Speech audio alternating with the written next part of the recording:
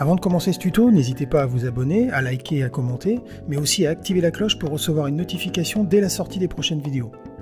N'oubliez pas que la chaîne a besoin de vous, alors n'hésitez pas, si vous le pouvez, à nous soutenir en cliquant sur le lien donation dans la description de cette vidéo. Merci à toutes et tous par avance. Bonjour à toutes et tous, dans cette nouvelle vidéo, j'aimerais vous parler de la fonction Groove Template. Alors le but de la manœuvre ici sera d'extraire le groove d'une région audio, de l'enregistrer sous la forme d'un template, afin de pouvoir le réutiliser sur d'autres régions, celles de votre choix. Alors pour celles et ceux qui se demanderaient ce qu'est un groove, on va dire pour faire simple qu'il s'agit de la façon dont sera jouée une partie de batterie par exemple. Ce que l'on va récupérer ici avec la fonction Groove Template, ce sont justement les variations de timing dans le jeu de l'instrumentiste pour donner un peu plus de vie à une région en particulier. Alors c'est une région audio ou une région MIDI, peu importe, hein, ça fonctionne avec les deux. Ça vous semble compliqué à réaliser? Pas du tout. Vous allez voir, c'est vraiment très très simple. Alors ici, on va prendre une région ni trop courte ni trop longue. Alors ici, j'ai pris, j'aurais pu prendre plus petit, mais j'ai pris 8 mesures. Et ensuite, ce qu'on va faire, c'est tout simplement se positionner sur la piste sur laquelle on veut récupérer le groove, activer le mode flex. Alors ici, c'est une batterie, donc je vais me mettre en flex time rythmique. Je vais me positionner ici dans le menu quantifié. Alors remarquez une chose, c'est que si je n'active pas le mode flex, regardez, je me repositionne sur non.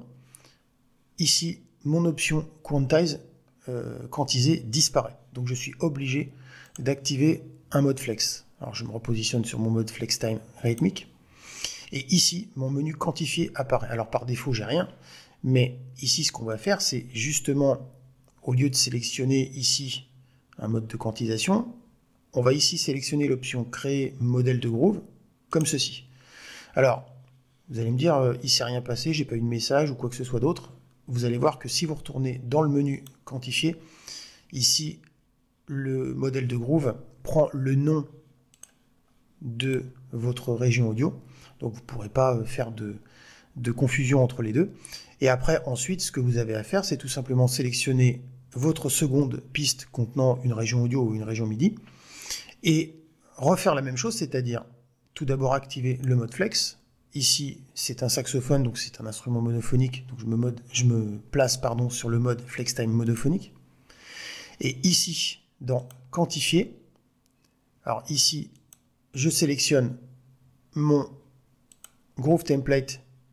Vous voyez, on voit la liste de mon menu Quantize en entier.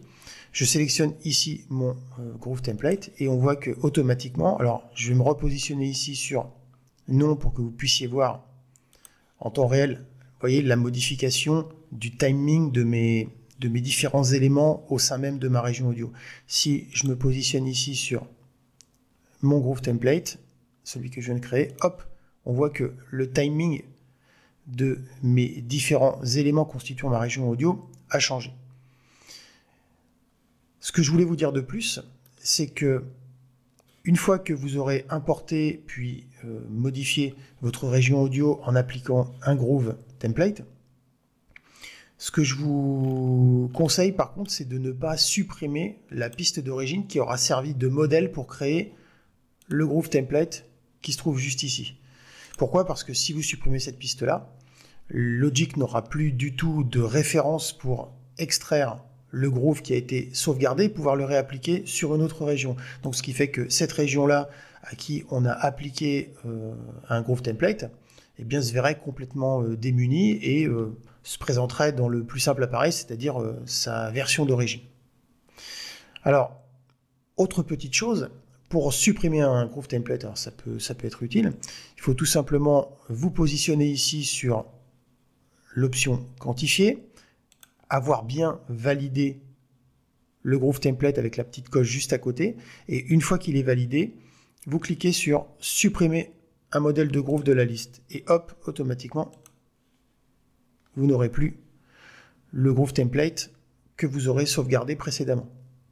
Alors, petit détail qui est un petit peu gênant, je trouve, c'est qu'on vous propose de créer un Groove Template, on vous propose aussi de pouvoir le supprimer, mais ce qui est un peu dommage, c'est qu'on ne puisse pas le sauvegarder dans un répertoire quelconque, enfin le mettre dans un endroit qui serait plus pratique pour pouvoir les réutiliser ultérieurement.